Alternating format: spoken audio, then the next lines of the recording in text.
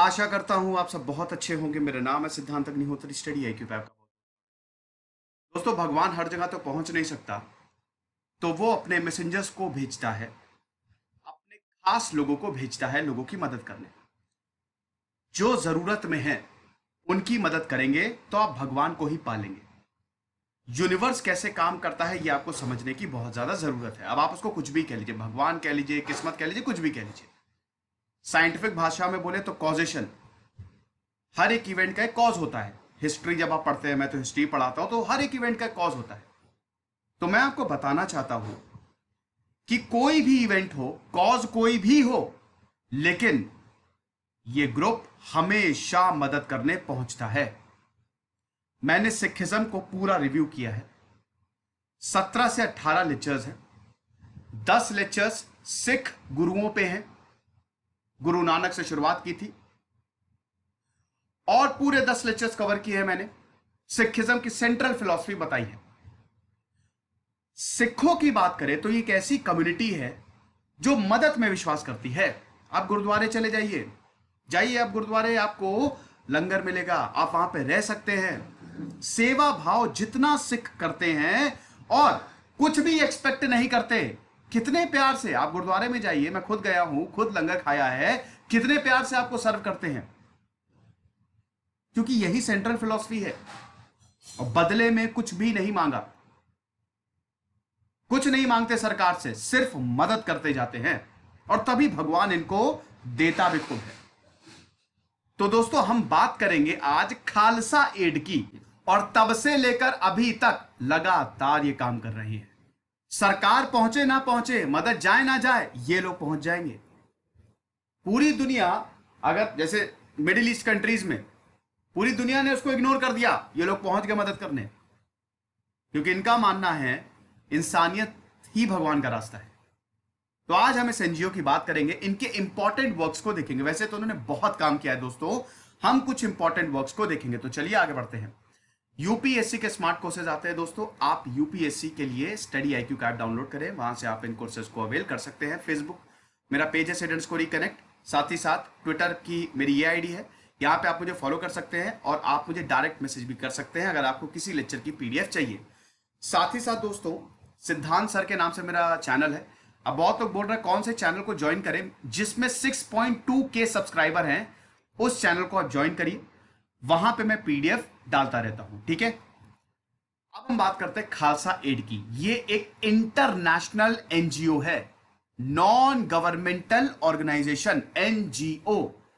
सरकार की मदद नहीं, फंडिंग से पूरी ये जो NGOs है वो चलती हैं। बहुत तरीके की NGOs होती हैं, किसानों के लिए काम करती हैं, कुछ जानवरों के लिए काम करती है, कुछ बूढ़े लोगों के लिए काम करती है, बहुत डिफरेंट, कुछ एजुकेशन के लिए काम करते हैं, डिफरेंट तरीके की NGOs है, ठीक है। खालसा एड इंटरनेशनल की बात करें तो एक United kingdom based humanitarian relief charity है, ठीक है। यूके में बेस्ड है ये, और पूरी दुनिया को सपोर्ट करते हैं। मैंने बताया ना, सरकार पहुंचे ना पहुंचे, ये पहुंच जाएंगे। कोई भी मैन मेड डिजास्टर या फिर नेचुरल डिजास्टर हो, नेचुरल मतलब फ्लड्स आ गए, अर्थक्वेक आ गए, उस पर आपका, वैसे तो फ्लड्स कभी कभी मैनमेड भी होते हैं, कभी कभी क्या, कई बार मैनमेड भी होते हैं, लेकिन अगर फ्लड्स आ गए, अर्थक्वेक आ गया, सूखा पड़ गया, ये पहुंच जाएंगे। वॉर है मैनमेड, पहुंच जाएंगे, मदद करेंगे। फर्क नहीं पड़ता कि कौन क्या हमला कर रहा है, बस इंसानों की मदद करते रहते हैं। और कितने लोगों की इन्होंने जान बचाई है। मैं तो इनकी जब इनके काम के बारे में पढ़ता हूं तो काफी इमोशनल हो जाता हूं। इतना कमाल का काम करता है। अभी मैं आपको फोटोज भी दिखाऊंगा, एक एक चीज हम डिस्कस करने वाले हैं।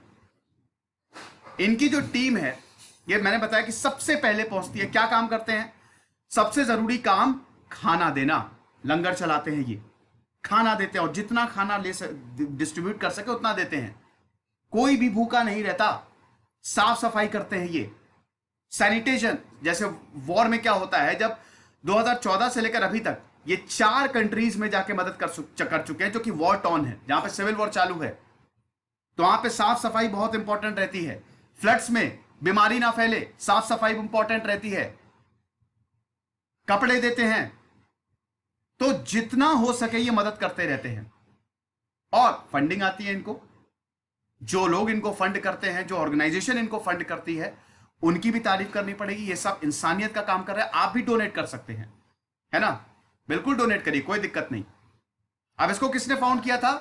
रविंदर रवि सिंह, अक्सर ये आपको दिख जाएंगे। रविंदर रवि सिंह ने इस चैरिटी को फाउंड किया था जब इन्होंने 1999 में, जब पूरी दुनिया सेलिब्रेट कर रही थी, 2000 आने वाला था, 2000 आने वाला था, यूके सेलिब्रेट कर रहा था, तब कोसोवो में रिफ्यूजी क्राइसिस हो गई थी। वो मैंने लेक्चर लिया है, आप देखिएगा, वहां पे रिफ्यूजी क्राइसिस हो गई थी। और जहां पे रिफ्यूजी क्राइसिस होती है ये लोग पहुंच जाते हैं। लेकिन 1999 में तब जब इन्होंने मदद की, रविंदर सिंह ने मदद की वहां जाके रिफ्यूजीज की, इस एनजीओ की शुरुआत हो गई। और तब से लेकर अभी तक 20-21 साल हो गए दोस्तों, लगातार ये मदद कर रहे हैं। तो कुछ इंपॉर्टेंट वर्क्स को हम देखते हैं। सबसे बड़ा इन्होंने काम किया केरल फ्लड्स में। आपको पता ही है, केरल फ्लड्स पे मैंने सेपरेट लेक्चर भी लिया था। अगस्त 2019 में केरल डूब गया था और बहुत प्रॉब्लम थी। सरकार जो है, केरल की सरकार, भारत भी मदद कर रहा था, मतलब सेंट्रल गवर्नमेंट भी मदद कर रही थी और केरल की सरकार सबसे मदद मांग रही थी। सबने मदद की, लेकिन सबसे पहले पहुंचे खालसा एड वॉलंटियर्स। कितने लोगों को इन्होंने बचाया? 3000 लोगों को इन्होंने बचाया। मच्छरदानियां बांटी, सैनिटाइजेशन, जो चर्च और जो मंदिर डूब गए थे उन तक को साफ किया, मच्छरदानियां बांटी, सैनिटाइजेशन किया, सब कुछ। औरतों की मदद की, बच्चों की मदद की, आप देख ही सकते हैं। सरकार का भी इनको पूरा सपोर्ट रहता है। केरल की बात करें तो इन्होंने गुरु सिंह सभा गुरुद्वारे के साथ कोलैबोरेट किया और लोगों की मदद की। फिर दोस्तों, सीरिया। बहुत कम ऐसी एनजीओज हैं जो क्रॉस बॉर्डर जाके मदद करती हैं। खालसा एड उनमें से एक है। वाहे गुरु जी दा खालसा ते वाहे गुरु जी दी फतेह। बिल्कुल, सीरिया पे मेरा पूरा सेपरेट लेक्चर है। अरब स्प्रिंग आप देख लीजिएगा, सीरियन सिविल वॉर पे स्टडी आईक्यू पे सेपरेट लेक्चर अवेलेबल है, देख लीजिएगा। बैकग्राउंड मैंने पूरा कवर किया है, बशार अल असद के बारे में मैंने सब कुछ बताया है। तो सीरिया की बात करें दोस्तों, तो यहां पे आपको पता ही है कि 2011 के बाद से लगातार सीरिया में सिविल वॉर चालू है। 2014 में सिचुएशन बहुत खराब हो गई। आईसिस यहीं से ही ऑपरेट करता है। लोगों का क्या, आईसिस भिड़ी हुई है पूरी दुनिया। सीरिया पूरी दुनिया के लिए प्लेग्राउंड बन गया है। एक तरफ रशिया, एक तरफ अमेरिका, पूरी दुनिया एक दूसरे से भिड़ी हुई है सीरिया में। लेकिन लोगों का क्या, बच्चों का क्या? बच्चे तो मर रहे हैं।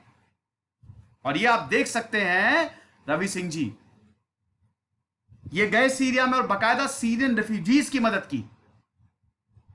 2014 से लेकर अभी तक 4 देशों में जा चुके हैं। लेबनान में गए, वहां पर रिफ्यूजीज की मदद की।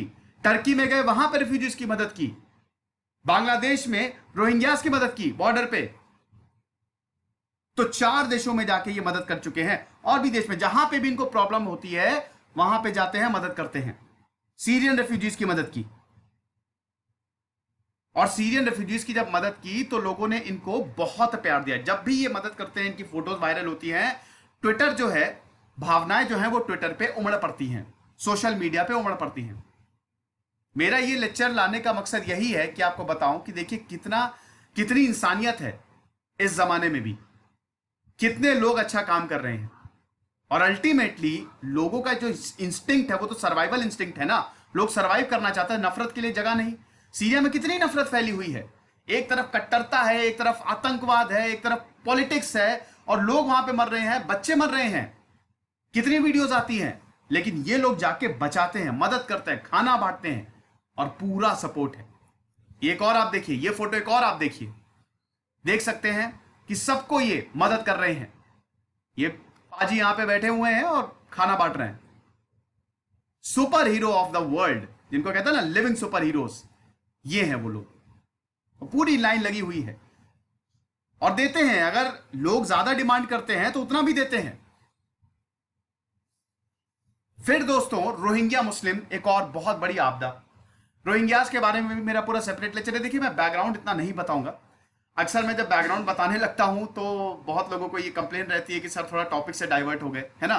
तो इस पे मेरा पूरा सेपरेट लेक्चर है। रोहिंग्यास, म्यांमार, आंग सू की, इन सब पे मैंने लेक्चर्स कवर किए हैं, आप देख लीजिएगा। अब दोस्तों, रोहिंग्यास की आपको पता ही है प्रॉब्लम। म्यांमार में इनको मार मार के भगाया गया। रोहिंग्या जो कि बांग्लादेश के हैं, भारत भी आए बहुत सारे मुस्लिम्स, बहुत बड़ी रिफ्यूजी क्राइसिस हो गई।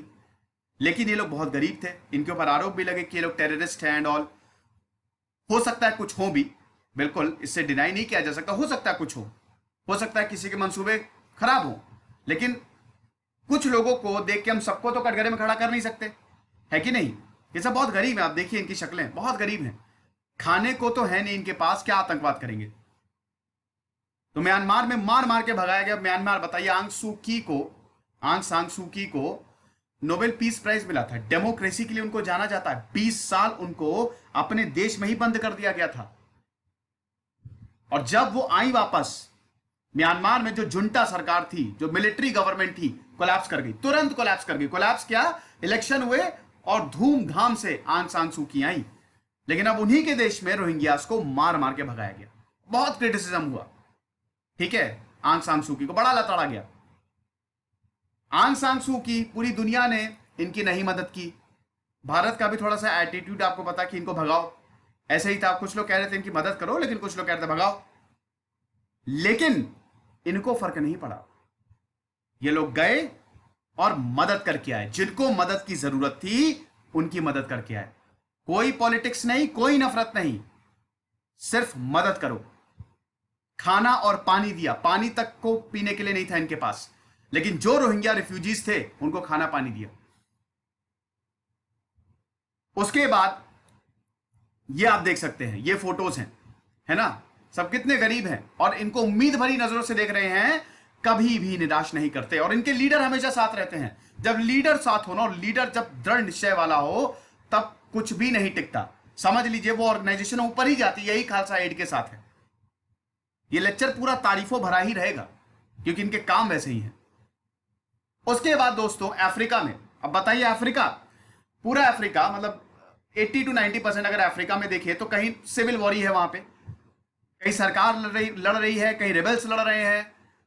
रिसोर्स कर्स्ड कॉन्टिनेंट है अफ्रीका, इतने सारे रिसोर्सेज हैं, नींबू जितने बड़े हीरे आपको मिलेंगे, लेकिन आप देखिए सोमालिया एक फेल्ड स्टेट है, इथियोपिया में इतने टाइम तक वॉर चला, सूडान में कितने टाइम तक वॉर चला, ठीक है। कुछ वॉर तो अफ्रीका में 50-50, 60-60 साल चलते हैं, और लोगों को यहां पे उनका दंश झेलना पड़ता है, लोगों को परेशानी होती है। रुवांडा जेनोसाइड 1990s में, मैंने उस पर पूरा सेपरेट लेक्चर लिया है, कैसा इवेंट जिसने कितने लोग मर गए, हुतूस और तुत्सी के बीच में जंग, कितने तुत्सीस को मार दिया गया। अब ऐसे देश में जाके मदद करना बहुत मुश्किल होता है, लेकिन ये लोग गए। जब मालावी में प्रॉब्लम थी, तब ये लोग 2010 में गए और वहां पे बकायदा वाटर पंप्स इंस्टॉल करके आए, ठीक है। मालावी जो कि एक अफ्रीकन कंट्री है, वहां के गांव में, बहुत गरीब है, बहुत अमीर नहीं है, वहां के गांव में पानी की बहुत प्रॉब्लम थी, तो गए जाके वाटर पंप्स इंस्टॉल किए। ये वहीं की फोटो है, और लोगों ने बहुत इनको वेलकम किया, बहुत अच्छे से, जो उनके पास था। वैसे तो लेते नहीं है, लेकिन कभी कभी लोग प्यार से आपको गिफ्ट देते हैं। उसके बाद एक और अफ्रीकन कंट्री हैती, वहां पे गए और मदद करके आए। और सबसे बड़ी बात है, वहां पे तो अनाथालय की इन्होंने मदद की। अक्सर लोगों को लगता है खालसा एड सिर्फ भारत में ही मदद करती है, लेकिन ये पूरी दुनिया में मदद करते हैं। ये बॉर्डर्स को मानते ही नहीं है, और पूरी दुनिया इनकी मुरीद है। तो गए यहां पे 9 अनाथालयों को सीधा मदद देके आइए, जो बहुत मुश्किल थी, जिनका गुजर बसर मुश्किल था, उनको मदद देके आए। जो सपोर्ट हो सकता था इन्होंने किया, और बच्चे जो थे बहुत खुश हुए। और ये वो बच्चे थे, मैंने बताया ना, ऑर्फनेज मतलब क्या, जिनके माँ बाप नहीं है। लेकिन जिनके माँ बाप नहीं है ना, उनका भगवान होता है, और भगवान के रूप में ये लोग आते हैं, मदद करते हैं। फिर उसके बाद ये नेपाल अर्थक्वेक, 2015 में नेपाल में अर्थक्वेक आया, कितनी कैजुअलिटीज हुई, 15 से 16 हजार लोग मारे गए। नेपाल भी पहुंच गई है तुरंत, जैसे ही पता चला अर्थक्वेक, सबसे पहले पहुंचे थे ये। सरकार के साथ मिलकर इन्होंने काम किया, और कितने लोगों की जानें बचाई। इवैक्यूएशन में भी इन्होंने काम बटाया, हाथ बटाया। एक्चुअली इनकी ब्रांचेस भी है ना, इनकी ब्रांचेस भी है, पूरी दुनिया में इनकी ब्रांचेस है। 1999 में इन्होंने अपनी एनजीओ को फैलाया है। भारत में भी, पंजाब हो गया, जम्मू, हर जगह इनकी आपको ब्रांचेस मिलेगी, और आप भी इनको ज्वाइन कर सकते हैं। तो जैसे ही पता चलता है, सबसे पहले ये पहुंचेंगे और मदद करना शुरू करेंगे। उसके बाद साइक्लोन, उड़ीसा में अक्सर साइक्लोन आता है, साइक्लोन फानी आया। जैसे ही फानी आया, ये गए, इन्होंने लोगों की मदद की, लोगों को खाना खिलाया, पानी पिलाया। आप देख सकते हैं कितने खुश, बच्चे भी खुश, बूढ़े भी खुश, और ये तो हैं ही। बहुत प्यार से, ऐसा नहीं कि रूडली।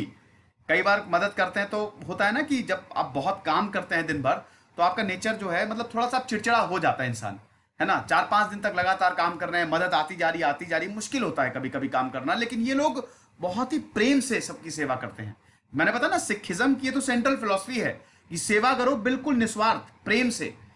गुरुद्वारे जाइए, जब लंगर होता है इतने अच्छे से खाना खिलाते हैं। बड़े गुरुद्वारों में तो 24 घंटे लंगर चलता है। गोल्डन टेम्पल आप जाइए और ऐसा लगता है जो आप वहां पे लंगर खाएंगे उसमें तो खाने में भगवान, ऐसा लगता है भगवान का आशीर्वाद है, वो स्वाद ही अलग होता है। चांदनी चौक में शीशगंज है, वहां पे 24 घंटे, मैं खुद गया हूं, खुद खाया है मैंने।